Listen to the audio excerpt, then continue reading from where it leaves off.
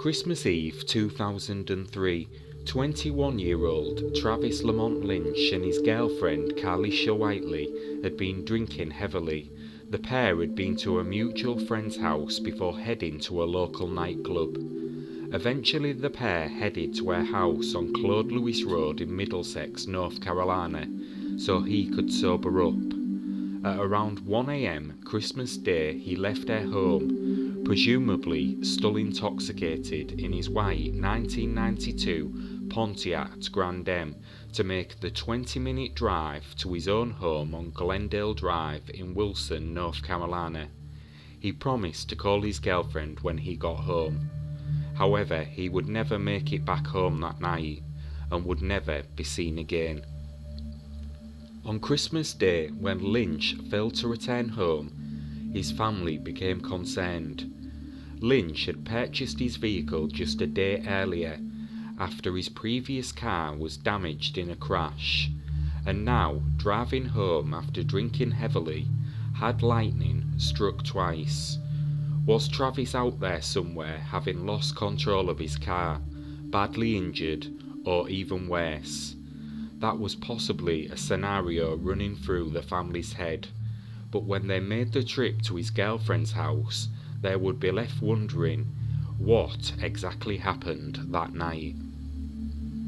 On Boxing Day, when Travis Lynch's family went to Carlisha's house, they wouldn't let the family in to look around in the house. Concerned about Travis, this raised some red flags to the family. Also strange to them was Carlisha called the house the night Travis disappeared to ask whether he made it home safely. Although this appeared to be a normal, reasonable act, something most people would do, and Travis did say he would call her, this was something she had never done before. That same day, with their concern growing, the family reported him missing to local law enforcement. Little is reported, so little is known about the investigation into Travis's disappearance. But a potential suspect would later emerge, one with close ties to Travis Lynch's girlfriend. In 2003, Sean Whitley, Carlisha's uncle, lived in a mobile home on Stony Hill Church Road, next to a now shuttered notorious nightclub outside Bailey. The nightclub is the last place anyone outside the Whiteley family saw Travis alive.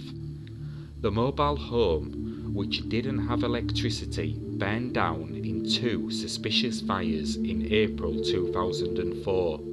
The first fire caused substantial damage.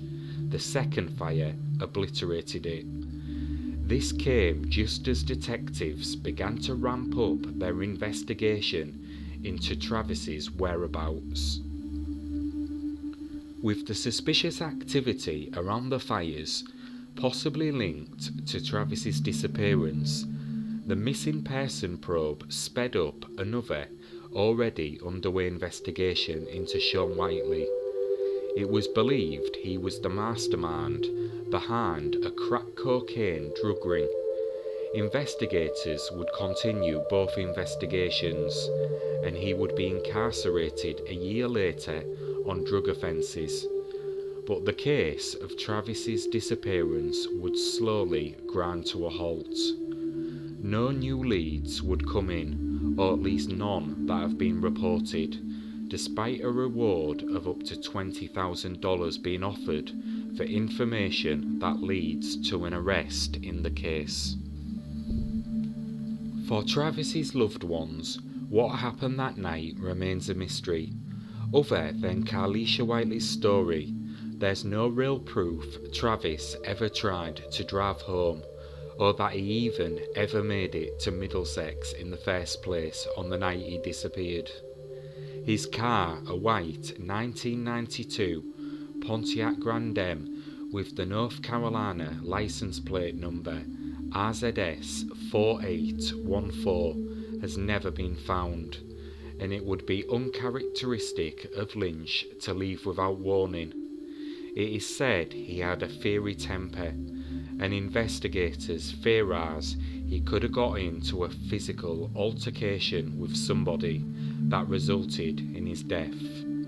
As of 2023, his case remains unsolved.